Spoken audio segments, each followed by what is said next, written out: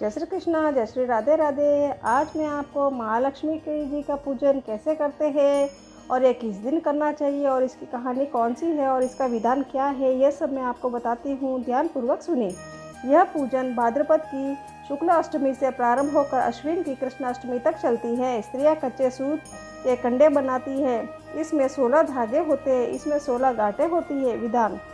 इसका विधान इस प्रकार है। लक्ष्मी जी की मूर्ति को स्नान कराकर नए वस्त्र पहनाए जाते हैं। फिर लक्ष्मी जी को भोग लगाकर और आचमन कराकर फूल, दीप, चंदन आदि से आरती करते हैं। प्रसाद को आरती के बाद वितरित करते हैं। रात्रि को चंद्रमा निकलने पर उसे अर्घ्य देकर स्वयं भोजन करें। इस व्रत के करने से धन धान्य की वृद्धि होती है और सुख संपत्ति आती है।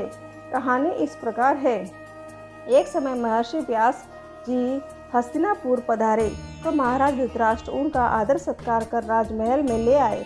तब गांधारी व माता कुंती ने हाथ जोड़कर कहा, हे महामुने, आप त्रिकालदर्शी है, अतः आप हमको कोई ऐसा सरल व्रत व पूजन बताइए जिससे हमारी राजलक्ष्मी सुख, पुत्र, पौत्र व परिवार सदा सुखी रहे।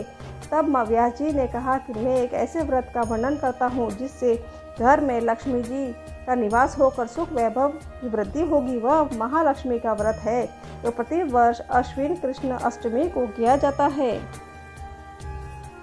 हे महामुनि, इस व्रत की विधि हमें विस्तार से बताने की कृपा करें। तब व्यास जी बोले कि हे देवी, यह व्रत भाद्रपद शुक्ल अष्टमी से आरंभ करें। इस दिन सुबह मन में व्रत का संकल्प कर किसी पवित्र जलाशय, नदी, तालाब, कूप जल में स्नान कर स्वच्छ वस्त्र पहने। फिर ताज़ा दूब से महालक्ष्मी जी को जल चढ़ाकर स्नान कराए। फिर 16 धागों का गुंडा बनाकर प्रतिदिन एक एक गांठ लगाए। इसी प्रकार 16 दिन तक 16 गांठ का गड्ढा तैयार कर अश्विन कृष्ण अष्टमी का व्रत करें। मंडप बना इसके नीचे मिट्टी की हाथी पर श्री महालक्ष्मी जी की प्रतिमा स्थापित करें।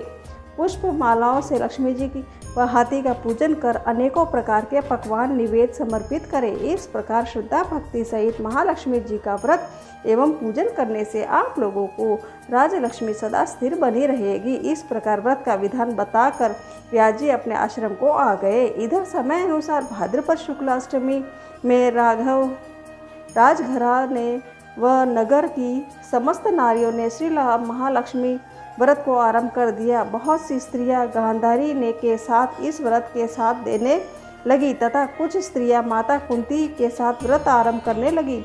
इस तरह गांधारी व कुंती ने कुछ द्वेष भाव चलने लगा। ऐसा होते होते जब व्रत का 16वां दिन अश्विन कृष्ण अष्टमी आया तो उस दिन प्रातः काल से ही नगर की स्त्रियों ने उत्सव मनाना शुरू कर दिया और सभी नर नारी राजमहल में गांधारी के यहाँ आकर तरह तरह के महालक्ष्मी के मंडप और मिट्टी के हाथी बनाने लगी। गांधारी ने नगर की सभी प्रतिष्ठित स्त्रियों को बुलाने के लिए सेवक भेजा, परंतु माता कुंती को नहीं बुलाया गया। राजमहल में वादों की ध्वनि गूंजने लगी। सारे हस्तिनापुर में खुशी मनाई जा रही थी। इधर माता कुंती ने अपना अपमान समझकर बड़ा रंज मनाया और व्रत की तैयारी नहीं की। इतने में महाराज युधिष्ठिर, अर्जुन, भीम, नकुल, सहदेव, पांचों पांडव उपस्थित हुए। अपने माता को रंज में उदास देख अर्जुन बोला कि हे माता, आप इतनी दुखी क्यों हैं? तब माता कुंती ने कहा कि हे पुत्र, यह अति अपमान है। इससे बढ़कर और क्या दुख हो सकता है? आज हमारे नगर में श्री महालक्ष्मी जी व्रत का उत्सव मनाया जा रहा है। उस उत्सव में राज रानी गांधारी ने समस्त नगर की स्त्रियों को सम्मान सहित बुलाया है, परंतु द्वेष के कारण मुझे अपमानित करने के लिए उत्सव में नहीं बुलाया। अर्जुन ने कहा कि हे माता, क्या यह पूजा सिर्फ दुर्योधन के महल में ही हो सकती है या उसे आप अपने घर में कर सकती है, परंतु वह साज सामान इतनी जल्दी तैयार नहीं हो सकता क्योंकि गांधारी के 100 पुत्रों ने मिट्टी एक विशाल हाथी तैयार करके पूजन के लिए सजाया है।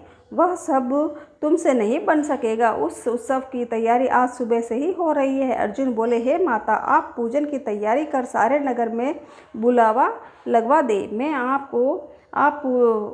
मैं आपको पूजन के लिए इंद्रलोक से इंद्र के ऐरावत हाथी को बुलाकर आपके पूजन के लिए उपस्थित किए देता हूँ। आप अपनी तैयारी करें। उधर माता कुंती ने भी सारे नगर में पूजा का ढिंडोरा पिटवा दिया और पूजा की विशाल तैयारी होने लगी। तब अर्जुन ने इंद्रदेव को ऐरावत भेजने के लिए पत्र लिखा और दिव्य बाण से बांधकर उसे धनुष पर रखकर देवलोक की सभा में भेज दिया।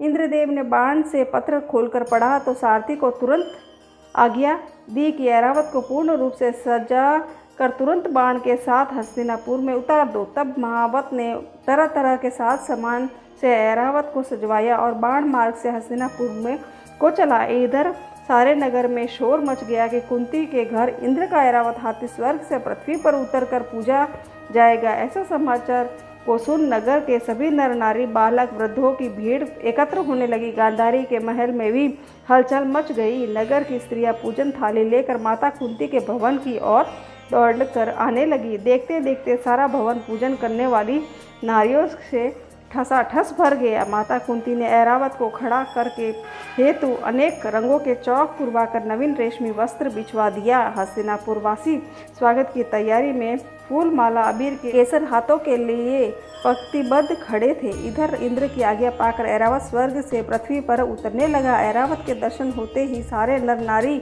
ने जय जयकार करना आरंभ कर दिया। सायकाल के समय ऐरावत माता कुंती के भवन में चौक में उतर आया। तब सब नर नारी ने पुष्प माला अबीर केसन आदि चढ़ाकर उसका स्वागत किया। पुरोहित द्वारा ऐरावत पर महालक्ष्मी जी की मूर्ति स्थापित करके वेद मंत्रों द्वारा पूजन किया गया। नगर वासियों ने भी लक्ष्मी जी पूजन का स्वागत करके ऐरावत की पूजा की। अनेक प्रकार के पकवान लेकर ऐरावत को खिलाए गए। ऊपर से यमुना जल पिलाया गया। फिर तरह तरह के पुष्पों की ऐरावत पर वर्षा की गई। पुरोहित द्वारा सरस्वती वाचक करके नारियों द्वारा 16 घाट लगाकर लक्ष्मी जी के सामने समर्पण किया। ब्राह्मणों हेतु पकवान मेवा मिठाई आदि की भोजन व्यवस्था की गई। फिर वस्त्र द्रव्य सुवर्ण अन्न आभूषण देकर नारियों ने महालक्ष्मी पर पुष्पांजलि अर्पित की। तत्पश्चात पुरोहितों द्वारा महालक्ष्मी जी का विसर्जन किया गया। अंत में नारियों ने ऐरावत को विदा कर इंद्रलोक को भेज दिया। महाराज सूत जी ने कहा कि हे ऋषियों, इस प्रकार जो स्त्री महालक्ष्मी जी का व्रत करती है उसका घर लक्ष्मी जी की कृपा से सदा धन धान्य व मांगलिक वस्तुओं से पूर्ण रहता है। इस प्रकार मेरी कहानी पूरी हुई। इसके बाद में हमें लक्ष्मी जी की आरती करनी चाहिए। जय श्री कृष्णा, जय श्री राधे राधे।